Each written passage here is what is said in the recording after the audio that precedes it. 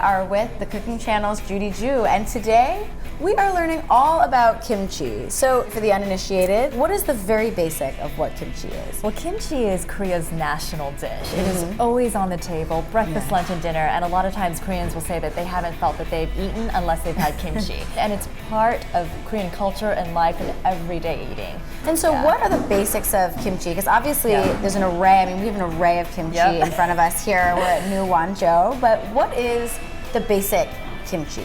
Kimchi is any type of fermented vegetable or fruit, and we have 4 different kinds here. We've got radish kimchi, we've got cabbage kimchi, cucumber kimchi, and a different type of cabbage kimchi that isn't that spicy. But basically the core of it is that it has to be fermented. What goes into fermenting both cabbage kimchi and other vegetable kimchis as well? Fermentation is different than pickling in the sense that there's no vinegar involved. And so basically what you do here is you brine all the vegetables first and a bit of the salt, sometimes sugar as well, overnight or 8 hours. And then you rinse it off, and then you put all of your chilies and spices, some fish sauce, and then you let that sit at room temperature. And then all of that lactic acid starts forming and bubbling with all the sugars and everything. And it creates almost like an alcohol. So it's similar to beer in that sense. Right. And the fermentation process is what makes it so incredibly healthy, because that lactic acid is lactobacillus, which is really, really good for your guts. It's one of the superfoods of the world. Where do you begin if you want to have like the most basic kimchi to like get yourself started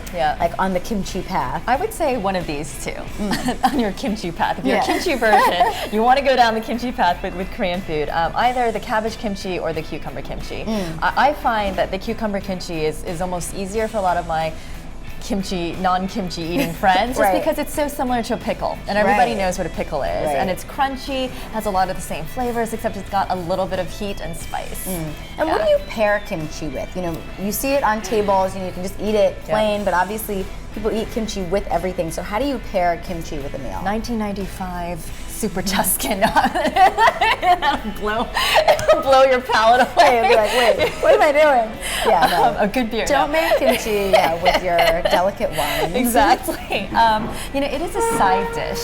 Kimchi is a side dish, so it's on the table with a whole smattering cornucopia of different varieties of dishes. So you have rice, you have kimchi, you have some meat, you have fish, everything.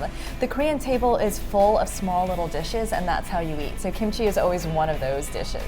And how do you pick, you know, when you see an array of kimchis, how do you pick kind of which one to go for? Or should you always have a variety on the table? It depends how generous you want to be to your guests and how much you love them. Yeah, fair enough. I mean, in Korean culture, food is a language of love, and the more side dishes you choose, the more important your guest is, the more you love them. You know? So the more that you have, the merrier. So the more variety you have, and also you can cook kimchi. So kimchi exists in a lot of different soups and stews, fried rices, and so it's a really versatile ingredient. You can, and now we're seeing it on top of hamburgers, hot dogs. I mean, you can't get away from it. It packs so much flavor. It is high in fiber. It's high in vitamins A, B, and C, and it's low in calories, so it really is a great way to get flavor into your meal without getting a lot of calories. And let's also talk about making it at home, especially for people that don't have access to an Asian grocery store. You know, where should people begin, and kind of what are the essential ingredients that people need to buy to make it at home? Probably cucumber is probably the easiest, I would say. So you need salt, you need some sugar, you need chilies, you need some spring onions or scallions, and of course you need cucumbers and some fish sauce. And if you can, there's a Korean salted shrimp paste, which just gives it such a great depth of flavor, but you can leave that out